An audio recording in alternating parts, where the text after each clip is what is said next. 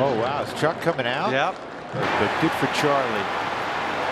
Base hit in his final at bat. I'm sure that played into Buddy's decision. I know he had a conversation earlier naturally. Welcome back to our series of 30 teams in 30 days, where I bring us a different team to preview each day as we count down to opening day. We are 29 days away from first pitch, and today we're talking about the Colorado Rockies. Well, true to their namesake, last season was rocky in the Centennial State. Colorado went 61-101, our first improvement of the series, that of 2 wins from 2023. But unfortunately, they still finished last in the NL West and missed the playoffs for the 6th year in a row.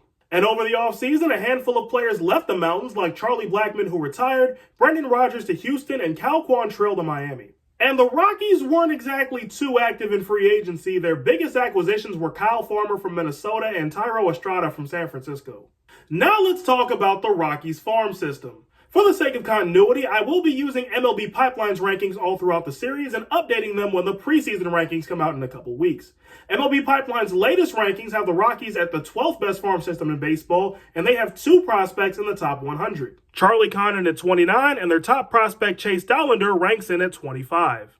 And as the icing on the cake, Colorado has the 4th pick in the MLB draft. According to RotoChamp, here's what the Rockies' projected opening day lineup looks like when they head to Tampa Bay to take on the Rays. Starting rotation is also included, and that's going to be on your screen now. This Rockies team, led by manager Bud Black in his 9th season in Colorado, brings us our first 6-man rotation of the series, and also an even mix of veterans and youth in that lineup. Not an expensive lineup, still in the bottom 10 in payroll, and also not particularly young or old, as they rank right in the middle in terms of age. My big question for the Rockies is, what are they doing?